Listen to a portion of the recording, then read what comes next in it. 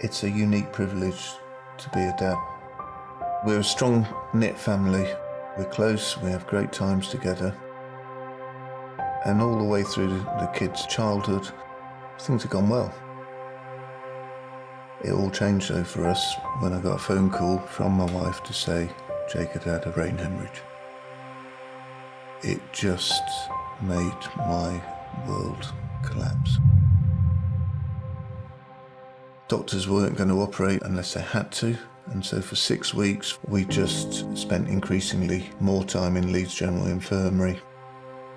And it probably goes with the territory that I'm in as a head teacher. I was trying to create solutions, and I was trying to find things that would maybe negate the need for surgery or speed up his recovery. But you're feeling rubbish because you're not able to influence the change that you need. Within 6 weeks of that first phone call, the neurosurgeons called us to say if we didn't take surgical action immediately, there was a real chance he could die on the ward. It was a very sobering moment when a 16-year-old is signing their own consent for an unknown number of hours of brain surgery in the back of the head, face down. And as a dad, you have perhaps this self-inflicted expectation that you will cope and you will be strong for your family. But I've got to tell you, inside, I didn't think he was going to make it.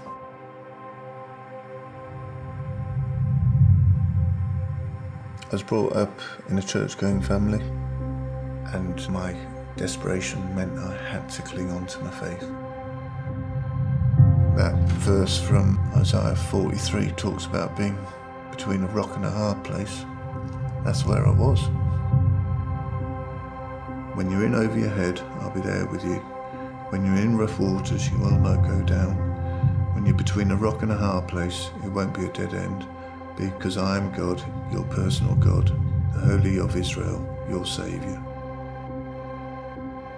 And I had to believe that in my world caving in, he was going to be my saviour, and he was going to be Jake's saviour. We were allowed into intensive care once Jake had come out of surgery. He could speak, he could move, he was definitely alive.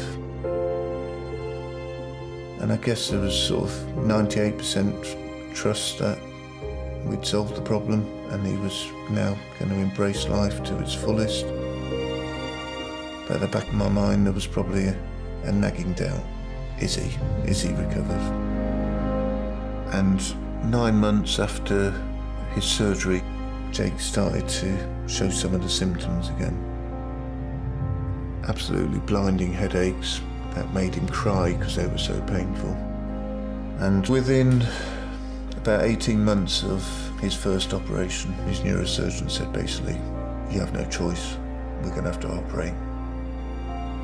It was going to boil down to he had surgery or he died.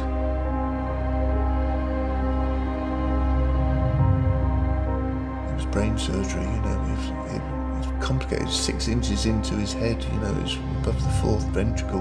These are places that neurosurgeons don't want to go, they don't want to touch it. I was an emotional wreck. I didn't lose my faith, but I really did think I was going to lose him. So the night before his second operation was another long, long night. Psalm 91 talks about, God, you're my refuge, I trust in you and I'm safe. And I remember reading that psalm on repeat all night. And that morning we drove to Leeds, and it was the weirdest, most surreal journey that we've ever had in a car, I think, because it was the quietest journey we've ever had. And yet there was still a connection with total peace that this was going to get resolved and it was going to be a good outcome. For me, that was probably the first time ever that I can say 100% that I believed that God had it under control. Because actually when we went back to see Jake 10 hours later, he wasn't recognising us, he was howling. And yet I knew he'd come through it. that day I'd come from having elements of doubt and elements of fear that I just couldn't quench, to a point of total trust and belief that the surgery was going to do the deed, and he was going to recover, and it was going to end.